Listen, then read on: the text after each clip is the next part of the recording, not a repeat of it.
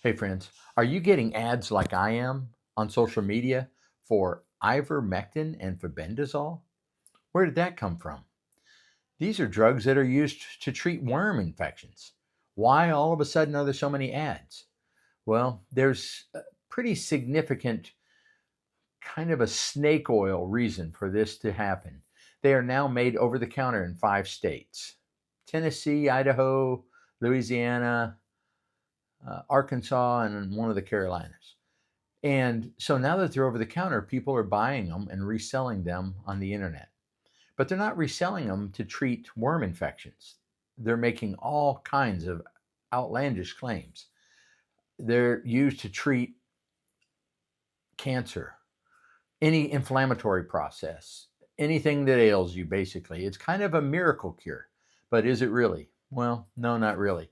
So ivermectin became popular during COVID because there was some thought that maybe it could cure COVID. So it got prescribed a lot at first until we could figure out and do some studies on it to find out that the preliminary studies in vitro in the petri dish actually didn't pan out when they were studied in humans.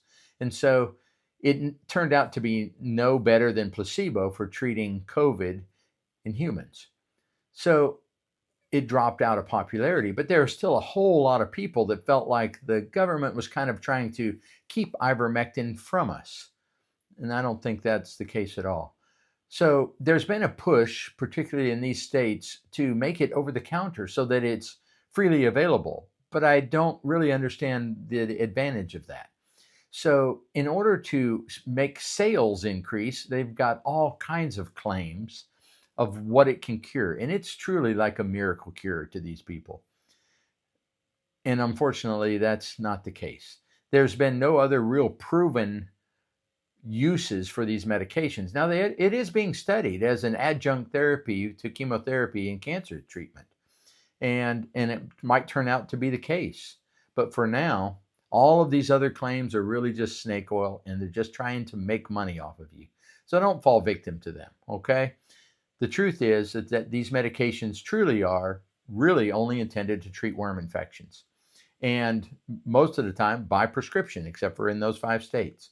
So if you have any other questions, please don't hesitate to leave them in the comments, and I'll try to get to them as soon as I can.